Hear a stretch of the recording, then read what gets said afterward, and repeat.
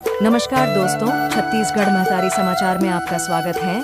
अगर आपको रोज इसी तरह छत्तीसगढ़ की बड़ी ताज़ा खबरें को देखना है तो वीडियो को लाइक और चैनल को सब्सक्राइब जरूर करें। आज मिलेगी किसान सम्मान निधि की 22वीं किस्त। किसान सम्मान निधि योजना की 22वीं किस्त आज 13 मार्च को किसानों के बैंक खातों में हस्तांतरित की जाएगी। डीबीटी के माध्यम से यह राशि प्रदान की जाएगी। योजना की शुरुआत से अब तक 21 किस्तों के माध्यम से राशि किसानों को दिया जा चुका है। आज पीएम किसान उत्सव दिवस भी मनाएंगे। 3 दिन बारिश की चेतावनी, 3 से 5 डिग्री गिरेगा तापमान। छत्तीसगढ़ में आज से फिर मौसम में बदलाव हो सकता है। मौसम विभाग के मुताबिक 13, 14 और 15 मार्च को बस्तर संभाग के कुछ जगहों पर गरज चमक के साथ 40 से 50 किलोमीटर प्रति घंटे की रफ्तार से हवाएं चल सकती हैं। इस दौरान कहीं कहीं हल्की बारिश हो सकती है। इससे तापमान में 3 से 5 डिग्री की गिरावट आ सकती है। मौसम वैज्ञानिकों के मुताबिक झारखंड में बने सिनोप्टिक सिस्टम के असर से ऐसी स्थिति बन रही है। वहीं पिछले कुछ दिनों से प्रदेश में अधिकतम तापमान सामान्य से 2 से 3 डिग्री ज्यादा चल रहा था, लेकिन आखिरी 24 घंटे में तापमान 3 से 4 डिग्री सेल्सियस अधिक दर्ज किया जा रहा है। एलपीजी सिलेंडर की कमी के मुद्दे पर विधानसभा में हंगामा। विधानसभा के बजट सत्र में एलपीजी सिलेंडर की कमी का मुद्दा उठते ही सदन में जोरदार हंगामा हो गया। नेता प्रतिपक्ष डॉक्टर चरणदास महंत ने कहा कि प्रदेश में सिलेंडर नहीं मिलने से लोग और होटल संचालक परेशान हैं। भाजपा विधायक अजय चंद्राकर ने इसे सदन के अधिकार क्षेत्र से बाहर बताया, जिस पर पक्ष विपक्ष में तीखी नारेबाजी शुरू हो गई।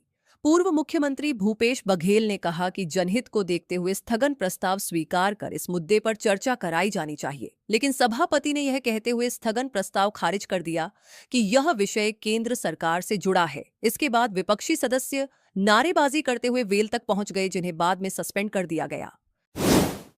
बलरामपुर में कुसमी के बाद कोरंधा में अफीम की खेती। छत्तीसगढ़ के बलरामपुर जिले में कुसमी के बाद अब कोरंधा में अफीम की खेती मिली है। यहां 3 किसानों के करीब 2.5 एकड़ जमीन पर अफीम लगी हुई मिली, जिसकी जानकारी ग्रामीणों ने पुलिस को दी। सूचना मिलने के बाद प्रशासन की टीम ने अफीम उखवा दिया है। मामला कोरंधा थाना क्षेत्र का है। खजूरी गांव झारखंड से लगा है। बलरामपुर की प्रशासनिक टीम ने मजिस्ट्रेट की उपस्थिति में उखड़वाने की कार्रवाई की। बता दें कि इससे पहले त्रिपुरी घोसरा डांड में अवैध अफीम की 3.67 एकड़ में खेती पकड़ी गई। पुलिस ने 7 आरोपियों को गिरफ्तार किया और करीब 4.75 करोड़ रुपए मूल्य की 4,344 किलोग्राम अफीम जब्त की, जबकि सरगना और भाजपा नेता की गिरफ्तारी अभी नहीं हुई। आरसीबी के 2 मैच 10 साल बाद रायपुर में आईपीएल 28 मार्च से आईपीएल 2026 की शुरुआत होने जा रही है। इस बार रायपुर में भी रॉयल चैलेंजर्स बेंगलुरु अपने 2 मुकाबले खेलेगी। 10 साल बाद रायपुर को फ्रेंचाइजी मैचों की मेजबानी मिली है, लेकिन दूसरी ओर इन मैचों से राज्य क्रिकेट संघ को सीधी बड़ी कमाई नहीं होगी। अधिकारियों के मुताबिक संघ को केवल बीसीसीआई से प्रति मैच होस्टिंग फीस मिलती है। वहीं टिकट बिक्री और कमर्शियल कमाई फ्रेंचाइजी के पास जाती है। हालांकि इन मैचों से रायपुर की अर्थव्यवस्था को बड़ा फायदा होगा और शहर में करीब 7 से 11 करोड़ का कारोबार होने का अनुमान है। इसके बदले बीसीसीआई से प्रति मैच लगभग 60 लाख रुपए की होस्टिंग फीस मिलती है। इस हिसाब से रायपुर में होने वाले 2 मैचों के लिए करीब 1 करोड़ 20 लाख रुपए की फीस मिलने का अनुमान है। हालांकि इस रकम का बड़ा हिस्सा ग्राउंड मेंटेनेंस, सिक्योरिटी स्टाफ और लॉजिस्टिक्स पर खर्च हो जाता है। 14 मार्च को प्रदेश भर में लगेगी लोक अदालत। 6,000 ई चालानों का पहले होगा निपटारा। राजधानी समेत प्रदेश भर में 14 मार्च को लोक अदालत का आयोजन किया जाएगा। इस लोक अदालत में लंबित ई चालान के मामलों को पेश किया जाएगा। रायपुर में अब तक 6,000 से ज्यादा ई चालानों का रजिस्ट्रेशन लोक अदालत के लिए किया जा चुका है। इस बार भी लोक अदालत हाइब्रिड मोड में आयोजित होगी। इसमें पक्षकारों की भौतिक उपस्थिति के साथ साथ वीडियो कॉन्फ्रेंसिंग के माध्यम से भी मामलों का निराकरण किया जाएगा। यातायात पुलिस ने इसे चालान निपटाने का अंतिम मौका बताया है। पुलिस अधिकारियों के मुताबिक लोक अदालत के बाद चालान नहीं पटाने वाले वाहन मालिकों के खिलाफ सख्त कार्रवाई की जाएगी। चालान नहीं पटाया, जब्त होगा वाहन। ट्रैफिक चालान पटाने के लिए पहले 90 दिन का समय दिया जाता है। इसके बाद मामला स्वतः कोर्ट में चला जाता है, जहां करीब 45 दिन का समय मिलता है। इस तरह कुल 135 दिन मिलते हैं। इसके बाद भी चालान नहीं पटाने पर वाहन जब्ती जैसी कार्रवाई की जा सकती है। अफीम खेती मामला, बीजेपी कार्यालय घेरने निकले कांग्रेसी पुलिस ने रोका। रायगढ़ में अफीम की खेती के मामले को लेकर कांग्रेस नेताओं ने भाजपा सरकार के खिलाफ विरोध प्रदर्शन किया। छत्तीसगढ़ प्रदेश कांग्रेस कमेटी के आह्वान पर जिला कांग्रेस कमेटी के पदाधिकारी और कार्यकर्ता भाजपा कार्यालय का घेराव करने निकले। कांग्रेस कार्यकर्ता जिला कांग्रेस कार्यालय से रैली निकालते हुए स्टेशन चौक और महात्मा गांधी चौक होते हुए भाजपा कार्यालय की ओर बढ़ रहे थे। भाजपा कार्यालय से पहले ही पुलिस ने बैरिकेड्स लगाकर कांग्रेसियों को रोक दिया। इस दौरान कार्यकर्ताओं ने बैरिकेड्स तोड़कर आगे बढ़ने की कोशिश की, लेकिन मौके पर तैनात पुलिस कर्मियों ने उन्हें रोक लिया। इसके बाद कांग्रेसी कार्यकर्ता सड़क पर बैठ गए और प्रदेश सरकार के खिलाफ जमकर नारेबाजी करते हुए विरोध प्रदर्शन किया।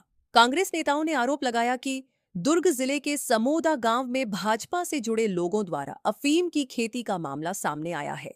इससे स्पष्ट होता है कि प्रदेश में नशे के कारोबार को संरक्षण दिया जा रहा है। नेताओं ने कहा कि शराब, गांजा, अफीम और हेरोइन जैसे नशे के कारण युवाओं में नशे की लत तेजी से बढ़ रही है।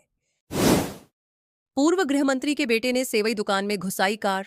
छत्तीसगढ़ के कोरबा जिले में पूर्व गृह मंत्री के बेटे की दबंगई का वीडियो सामने आया है। संदीप कंवर ने नशे की हालत अपनी कार बस स्टैंड पर लगी सेवई की दुकान में जा घुसाई। दुकानदार का आरोप है कि विरोध करने पर संदीप ने उसके साथ मारपीट और गाली गलौज की। आरोपी के खिलाफ एफआईआर दर्ज कर ली गई है। मामला कोतवाली थाना क्षेत्र का है। दुकानदार के मुताबिक अपने पिता के पद और रसूख का दिखावा करते हुए संदीप ने कहा, मैं ननकी राम का बेटा हूं, जो करना है कर लो, मेरा कुछ नहीं बिगड़ेगा। माहौल बिगड़ता देख आसपास के लोगों ने संदीप को थाने पहुंचाया। वहां भी पुलिस के सामने उसने हंगामा किया और कार लेकर थाने से भाग निकला था। इस घटना का वीडियो सोशल मीडिया पर वायरल हो रहा है। मुख्यमंत्री साय ने ममता को लिखी चिट्ठी। मुख्यमंत्री विष्णुदेव साय ने पश्चिम बंगाल की मुख्यमंत्री ममता बनर्जी को कड़ा पत्र लिखकर भारत की माननीय राष्ट्रपति द्रौपदी मुर्मू के साथ हाल ही में हुए व्यवहार पर गहरी आपत्ति जताई है।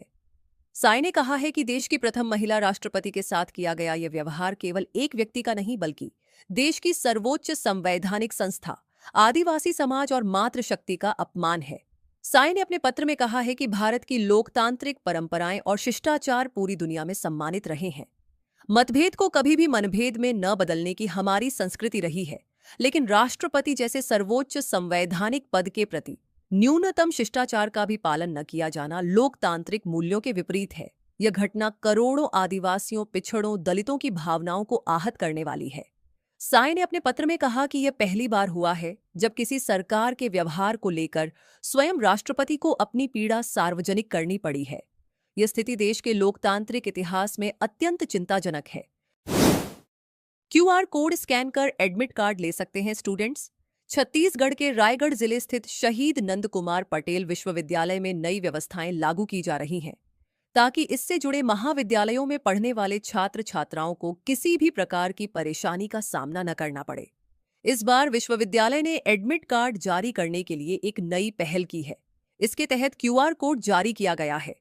इस क्यूआर कोड के माध्यम से विद्यार्थी सीधे लिंक पर जाकर कम समय में अपना प्रवेश पत्र डाउनलोड कर सकेंगे।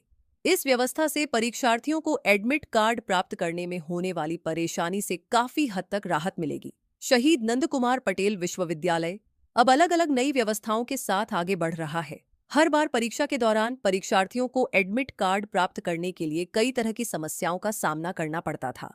इसमें सबसे ज्यादा परेशानी ग्रामीण क्षेत्रों में रहने वाले छात्र छात्राओं को होती थी। इसे ध्यान में रखते हुए विश्वविद्यालय ने एडमिट कार्ड जारी करने की नई व्यवस्था शुरू की है। 13 से 14 साल की लड़कियां अफीम उगाने में लगाई गई। छत्तीसगढ़ के बलरामपुर रामानुजगंज जिले के जिस त्रिपुरी पंचायत के सरनाटोली मोहल्ले में अफीम की खेती पकड़ी गई, उसका खुलासा उसी गांव की एक नाबालिग मजदूर लड़की को रांची भगाकर ले जाने से जुड़ा है। ग्रामीणों का कहना है कि लड़की अफीम के खेत में मजदूरी करने के लिए जाती थी। कुछ और नाबालिग वहां काम करने जाते थे और बदले में उन्हें 300 रुपए मजदूरी दी जाती थी।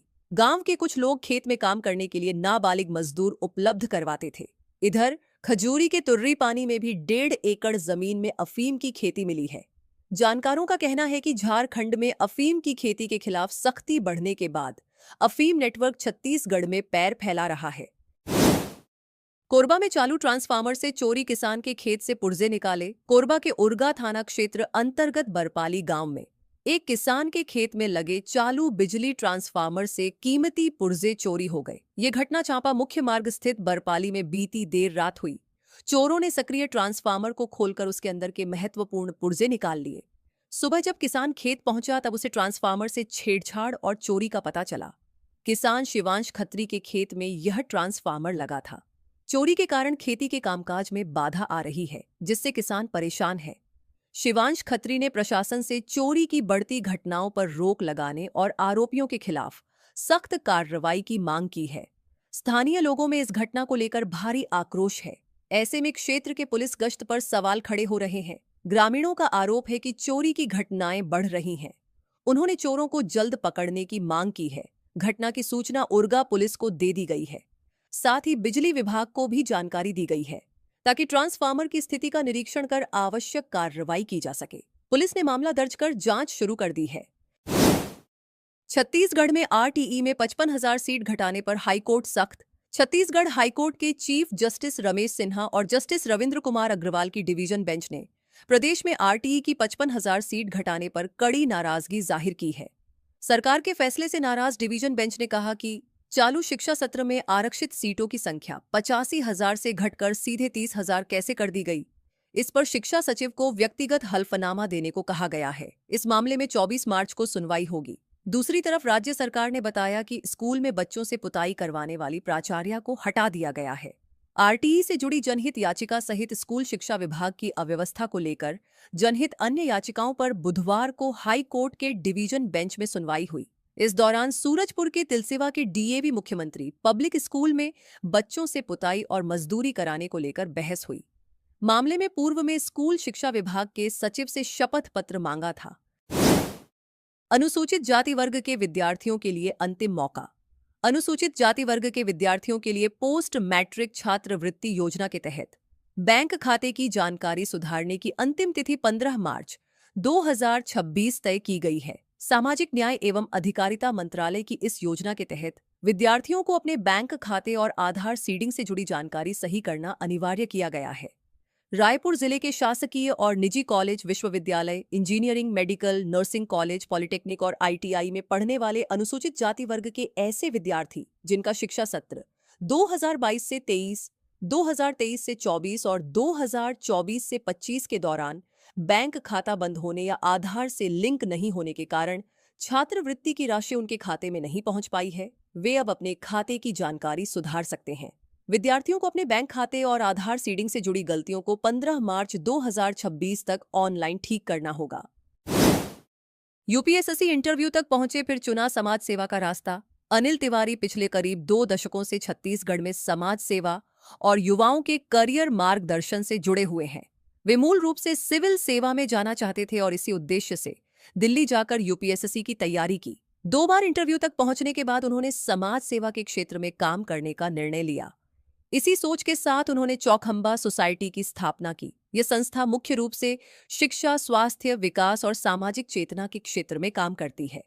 छत्तीसगढ़ से शुरू हुई यह पहल आज कई राज्यों तक पहुंच चुकी है और सैकड़ों लोग इससे जुड़े हुए हैं। अनिल तिवारी मानते हैं कि सच्ची सफलता वही है जो व्यक्ति को भीतर से संतोष और खुशी दे। भविष्य में वे संस्था के कार्यों को देश के अन्य राज्यों तक विस्तार देने की योजना बना रहे हैं। रायगढ़ कुसमुंडा में बढ़ेगी सीआईएसएफ की तैनाती, 8 जिलों में सेवाएं। केंद्रीय औद्योगिक सुरक्षा बल सीआईएसएफ का 57वां स्थापना दिवस समारोह कोरबा के गेवरा स्थित सीआईएसएफ परेड ग्राउंड में गरिमामय वातावरण में संपन्न हुआ। इस अवसर पर एसआईसीएल के सीएमडी हरीश दुहन मुख्य अतिथि के रूप में उपस्थित रहे। अपने संबोधन में सीएमडी दुहन ने कहा कि सीआईएसएफ का स्थापना दिवस पूरे राष्ट्र के लिए गौरव का दिन है। उन्होंने बताया कि देश के बड़े औद्योगिक प्रतिष्ठानों की सुरक्षा की जिम्मेदारी सीआईएसएफ के कंधों पर है, जिसे बल पूरी निष्ठा, अनुशासन और समर्पण के साथ निभा रहा है। उन्होंने सीआईएसएफ की तुलना देश की सीमाओं पर तैनात सेना से की, जो औद्योगिक संस्थानों और महत्वपूर्ण प्रतिष्ठानों को सुरक्षा प्रदान करती है। कार्यक्रम के दौरान सीआईएसएफ के उप महानिरीक्षक निर्विकार ने पत्रकारों से बातचीत में कहा कि बल का मुख्य उद्देश्य देश के महत्वपूर्ण औद्योगिक प्रतिष्ठानों और महत्वपूर्ण बुनियादी ढांचे को सुरक्षा प्रदान करना है। उन्होंने सीआईएसएफ को राष्ट्र की आर्थिक प्रगति का वाहक बताया। म्यूल खातों की खरीद फरोख्त करने वाला मास्टरमाइंड गिरफ्तार। राजधानी रायपुर में म्यूल बैंक खातों की खरीद फरोख्त कर अवैध लेन देन करने वाले आरोपी को पुलिस ने गिरफ्तार किया है। आरोपी छत्तीसगढ़ सहित अन्य राज्यों के लोगों को झांसे में लेकर उनके बैंक खाते और एटीएम कार्ड हासिल करता था और बाद में उन्हें पश्चिम बंगाल के आसनसोल में करीब 20,000 रुपए में बेच देता था। इस काम में वह एक महिला के जरिए लोगों से संपर्क करवाता था, जिससे पीड़ित आसानी से झांसे में आ जाते थे। पुलिस ने आरोपी सुनील यादव उर्फ सोनू को गिरफ्तार किया है, जो थाना कुम्हारी का स्थायी वारंटी भी है और लंबे समय से फरार चल रहा था। आईपीएस अमित कुमार केंद्र में एडीजी पद के लिए इम्पैनल्ड छत्तीसगढ़ कैडर के 1998 बैच के वरिष्ठ आईपीएस अधिकारी अमित कुमार को केंद्र सरकार ने अतिरिक्त पुलिस महानिदेशक रैंक के लिए इम्पैनल कर लिया है। वे वर्तमान में छत्तीसगढ़ पुलिस में एडीजी इंटेलिजेंस के पद पर पदस्थ हैं। उन्हें यह जिम्मेदारी जनवरी 2024 में सौंपी गई थी। केंद्र सरकार की ओर से जारी आदेश में 1998 बैच के कुल 30 आईपीएस अधिकारियों को आईडीजी या समकक्ष पदों के लिए पैनल में शामिल किया गया है, जिसमें अमित कुमार का नाम भी प्रमुख रूप से शामिल है। इम्पैनलमेंट के बाद यदि अमित कुमार की केंद्रीय प्रतिनियुक्ति होती है तो उन्हें केंद्र सरकार में एडीजी रैंक पर तैनाती मिल सकती है। इसे छत्तीसगढ़ कैडर के लिए भी महत्वपूर्ण उपलब्धि माना जा रहा है। धमतरी में गैस सिलेंडर की किल्लत, उपभोक्ता परेशान। छत्तीसगढ़ के धमतरी में एलपीजी गैस सिलेंडर की भारी किल्लत हो गई है। सर्वर डाउन होने के कारण उपभोक्ता गैस बुक नहीं कर पा रहे हैं और न ही उन्हें सिलेंडर मिल पा रहा है। इससे आम लोगों को काफी परेशानी का सामना करना पड़ रहा है। जिले में कई उपभोक्ता पिछले 4 दिनों से गैस एजेंसियों के चक्कर लगा रहे हैं। सर्वर डाउन होने का हवाला देकर उन्हें खाली हाथ लौटाया जा रहा है। घरों में सिलेंडर खत्म होने से खासकर महिलाओं को खाना बनाने में भारी दिक्कत हो रही है। कई परिवार अब लकड़ी के चूल्हे का इस्तेमाल करने को मजबूर हैं। एक अन्य उपभोक्ता ने बताया कि गैस सिलेंडर के लिए उन्हें काफी परेशानी हो रही है। एजेंसी पहुंचने पर ओटीपी और अन्य दस्तावेज मांगे जाते हैं, लेकिन मोबाइल पर मैसेज नहीं आ रहा है। वे 3 दिनों से एजेंसी के चक्कर काट रहे हैं, लेकिन शाम 4 बजे तक इंतजार करने के बाद भी उन्हें सिलेंडर नहीं मिल पा रहा है। उनके घर में एक ही सिलेंडर है, इसीलिए वे खाना बनाने के लिए लकड़ी का उपयोग कर रहे हैं। 133 प्रशिक्षु आईएफएस अधिकारी छत्तीसगढ़ पहुंचे। भारतीय वन सेवा के 133 प्रोबेशनर अधिकारियों का एक दल छत्तीसगढ़ के धमतरी जिले में पहुंचा है। ये अधिकारी राज्य के वन प्रबंधन और जल संरक्षण मॉडल का अध्ययन करेंगे। इंदिरा गांधी राष्ट्रीय वन अकादमी, देहरादून के 2025 से 26 बैच के ये प्रशिक्षु 15 मार्च तक दक्षिण सिंहपुर वन परिक्षेत्र स्थित पंपार नाला में soil and water conservation measures विषय पर जमीनी प्रशिक्षण प्राप्त करेंगे। प्रधान मुख्य वन संरक्षक वी श्रीनिवास राव के निर्देशन में यह प्रशिक्षण कार्यक्रम आयोजित किया गया है। इसमें वन विभाग के वरिष्ठ अधिकारियों ने प्रशिक्षुओं को तकनीकी पहलुओं और वन प्रबंधन की बारीकियों से अवगत कराया। एमआईसी बैठक में 23 प्रस्तावों को मंजूरी मिली। जगदलपुर नगर निगम की मेयर इन काउंसिल बैठक में शहर के विकास से जुड़े 23 प्रस्तावों को मंजूरी दी गई। बैठक में सड़क चौड़ीकरण, जल आपूर्ति व्यवस्था सुधार और बाजार से जुड़े प्रस्तावों पर सहमति बनी। 2 निविदा कार्यों की न्यूनतम दर को मंजूरी के लिए शासन को प्रस्ताव भेजने की अनुशंसा की गई। बैठक में 12 प्रस्ताव लोक निर्माण विभाग, 4 राजस्व बाजार विभाग, 4 जल प्रदाय शाखा और 1 वाहन शाखा से संबंधित थे। सभी प्रस्तावों को सर्वसम्मति से स्वीकृति दी गई। बैठक में संजय बाजार की 5 दुकानों, नए बस स्टैंड परिसर की 1 दुकान, पंडित दीनदयाल उपाध्याय व्यावसायिक परिसर बेलाकोट कॉम्प्लेक्स की 1 दुकान और ईतवारी बाजार की 2 दुकानों के लिए प्राप्त निविदाओं की अधिकतम दर को मंजूरी दी गई। इसके साथ ही शहर में यातायात व्यवस्था को बेहतर बनाने और नागरिक सुविधाओं को बढ़ाने पर जोर दिया गया। इंडियन ऑयल कॉरपोरेशन में किया मॉक ड्रिल। रायपुर में इंडियन ऑयल कॉरपोरेशन लिमिटेड के एसआईआरपीएल परिसर में गुरुवार को केमिकल, बायोलॉजिकल, रेडियोलॉजिकल और न्यूक्लियर आपदा प्रबंधन को लेकर जिला स्तरीय मॉक ड्रिल आयोजित की गई। इस अभ्यास का उद्देश्य आपदा की स्थिति में जिला प्रशासन, आपातकालीन सेवाओं और इंडियन ऑयल के कर्मचारियों की तैयारी, आपसी समन्वय और त्वरित कार्रवाई की क्षमता का परीक्षण करना था। मॉक ड्रिल की शुरुआत दोपहर 12:18 बजे एमएस ट्रांसमिक्स टैंक से उत्पाद ओवरफ्लो होने की काल्पनिक स्थिति से की गई, जिसके बाद लेवल 1 आपातकाल घोषित किया गया। इसके बाद 12:24 बजे उत्पाद की निकासी के दौरान आग लगने की काल्पनिक स्थिति बनाई गई और लेवल 2 आपातकाल घोषित किया गया। स्थिति को और गंभीर मानते हुए 12:31 पर टैंक की छत उड़ने की परिकल्पना की गई और लेवल 3 आपातकाल घोषित कर जिला प्रशासन ने मौके पर कमान संभाल ली। मार्च 2027 तक बस्तर से केंद्रीय बलों की होगी वापसी। छत्तीसगढ़ के उप मुख्यमंत्री और गृह मंत्री विजय शर्मा ने कहा कि बस्तर क्षेत्र में तैनात अधिकांश केंद्रीय बलों को 31 मार्च 2027 तक वापस बुला लिया जाएगा। राज्य में सशस्त्र नक्सलवाद को खत्म करने के लिए 31 मार्च 2026 की समय सीमा तय की गई है। विजय शर्मा ने यह जानकारी विधानसभा में अपने विभाग की बजट अनुदान मांगों पर हुई चर्चा का जवाब देते हुए दी। विजय शर्मा ने सदन में कहा कि जब 31 मार्च 2026 को सशस्त्र नक्सलवाद के समापन की तिथि तय की गई, उसी समय यह भी निर्णय लिया गया था कि 31 मार्च 2027 तक बस्तर में तैनात केंद्रीय बलों की वापसी की प्रक्रिया पूरी कर ली जाएगी। उन्होंने कहा कि कुछ केंद्रीय बल इससे पहले भी वापस जा सकते हैं। बैठकों में यह सहमति बनी है कि 31 मार्च 2027 को एक तय समय सीमा मानकर चले। हालांकि इसमें थोड़ा आगे पीछे भी हो सकता है। बिलासपुर में 130 पुलिसकर्मियों का ट्रांसफर। बिलासपुर में एसएसपी रजनेश सिंह ने प्रशासनिक कसावट लाने के लिए 130 पुलिसकर्मियों का तबादला किया है। इसमें 3 एसआई, 10 एएसआई, 23 प्रधान आरक्षक और 94 कांस्टेबल शामिल हैं। जारी आदेश में शिकायत के बाद हाल ही में हटाए गए कई पुलिसकर्मियों को एक बार फिर से थाना भेजा गया है। वहीं नई शिकायतों पर कुछ पुलिसकर्मियों को लाइन में हाजिरी देने का फरमान जारी किया गया है। दरअसल जिले के कुछ थानों में पुलिसकर्मियों की लगातार शिकायतें मिल रही थीं, जिससे एसएसपी रजनेश सिंह ऐसे स्टाफ से नाराज चल रहे थे। यही वजह है कि उन्होंने एक साथ बड़ी संख्या में पुलिसकर्मियों का तबादला आदेश जारी किया है। जारी आदेश के अनुसार कई पुलिसकर्मियों को थाने से लाइन भेज दिया गया है। वहीं पिछली शिकायतों पर हटाए गए पुलिसकर्मियों को चेतावनी देकर एक बार फिर से थाने भेजा गया है। दावा किया जा रहा है कि इस फेरबदल से पुलिसिंग व्यवस्था में संतुलन बनेगा और कार्यप्रणाली अधिक प्रभावी होगी। यूनिवर्सिटी में मनमानी फीस वसूली का विरोध। भारतीय राष्ट्रीय छात्र संगठन ने संत गहिरा गुरु यूनिवर्सिटी में परीक्षा के लिए बढ़ी हुई लेट फीस वापस लेने की मांग को लेकर विरोध प्रदर्शन किया। एनएसयूआई ने कुल सचिव को ज्ञापन सौंपकर इसे वापस लेने की मांग की है। यूनिवर्सिटी ने छात्रों पर कई अतिरिक्त शुल्क लगाए हैं। एनएयूआई ने यूनिवर्सिटी में नारेबाजी करने के बाद कुल सचिव को सुरेंद्र गुप्ता, हिमांशु जायसवाल और आशीष जायसवाल के संयुक्त नेतृत्व में ज्ञापन सौंपा। यूनिवर्सिटी की तरफ से शुल्क वापस नहीं लेने पर उग्र आंदोलन की चेतावनी दी गई। एनएसयूआई ने बताया कि परीक्षा के लेट शुल्क में बढ़ोतरी करते हुए यूनिवर्सिटी ने इसे 500 रुपये निर्धारित किया है। एनएसयूआई ने इसे तत्काल कम करने की मांग रखी है। इसके अलावा छात्रों की व्यक्तिगत जानकारी, विषय सुधार या अनुपस्थिति जैसी त्रुटियों को सुधारने के लिए विश्वविद्यालय की तरफ से 120 रुपये शुल्क लागू किया गया है। इससे पहले इसके लिए कोई शुल्क नहीं लगता था।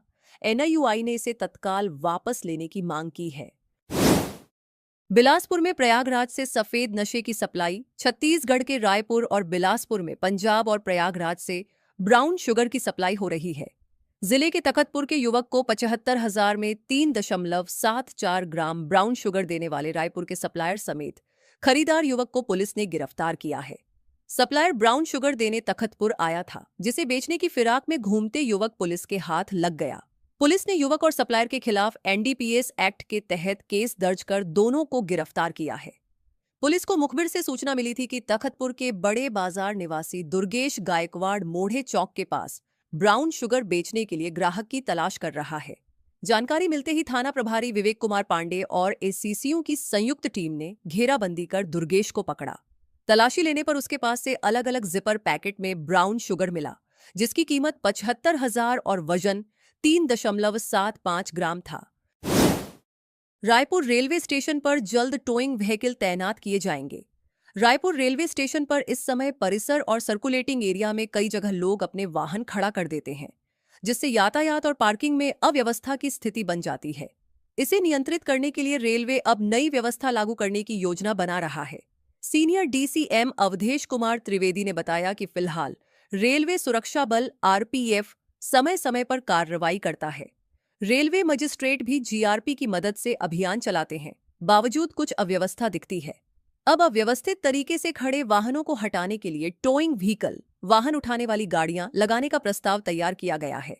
यह व्यवस्था निजी कॉन्ट्रैक्ट के माध्यम से लागू की जाएगी, जिससे रेलवे को अलग से निवेश नहीं करना पड़ेगा। हालांकि पूरी व्यवस्था की निगरानी आरपीएफ और रेलवे के वाणिज्य विभाग के कर्मचारी करेंगे, ताकि यात्रियों को किसी तरह की परेशानी होने पर सीधे रेलवे से संपर्क मिल सके। रेत उत्खनन मामले में फरार आरोपी अब जेल में। राजनांदगांव में अवैध रेत उत्खनन और ग्रामीणों पर फायरिंग के मामले में फरार चल रहे दो मुख्य आरोपियों ने पुलिस की कड़ी घेराबंदी और संपत्ति कुर्की की कार्यवाही के दबाव में आकर कोर्ट में आत्मसमर्पण कर दिया है। पुलिस अधीक्षक अंकिता शर्मा के मार्गदर्शन में हुई इस कार्यवाही के बाद कोर्ट ने दोनों आरोपियों को जिला जेल राजनांदगांव भेज दिया है।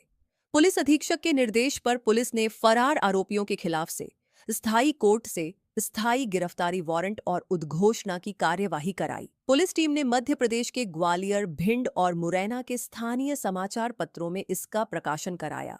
साथ ही आरोपियों के घरों पर नोटिस चस्पाकर उन्हें 16 मार्च 2026 तक न्यायालय में पेश होने का अल्टीमेटम दिया गया था। नेशनल हाईवे 43 में किसानों ने किया चक्का जाम। सरगुजा के सीतापुर सहकारी बैंक में नगद भुगतान नहीं मिलने से परेशान किसानों ने बुधवार को नेशनल हाईवे पर चक्का जाम कर दिया। किसानों ने बताया कि वे 2 से 3 दिनों से बैंक के चक्कर लगा रहे हैं, लेकिन किसानों को जरूरत के मुताबिक नकदी नहीं मिल पा रही है। मौके पर पहुंचे एसडीएम एवं भाजपा किसान मोर्चा के जिलाध्यक्ष की समझाइश के बाद किसानों ने चक्का जाम समाप्त किया। जानकारी के मुताबिक सीतापुर सहकारी बैंक में किसानों को धान बेचने के बाद धान बिक्री एवं बोनस की राशि नहीं मिल पा रही है। किसानों को बैंक में पूरे दिन लाइन लगने के बाद भी मात्र 20,000 की राशि मिल पा रही है। नकदी समाप्त होने के बाद किसानों को भुगतान बंद कर दिया जा रहा है। सहकारी बैंक में लगातार नकदी की कमी के कारण यह स्थिति बनी है। किसानों ने बताया कि उन्हें लाइन लगने के बाद भी रकम नहीं मिल पा रही है। ऐसे किसानों को ज्यादा परेशानी हो रही है जिनके घर में शादी या दूसरे कार्यक्रम हैं। बैंक को प्रतिदिन 1 करोड़ की राशि दी जा रही है जो पर्याप्त नहीं है। 2:30 बजे समझाइश के बाद चक्का जाम समाप्त हो सका।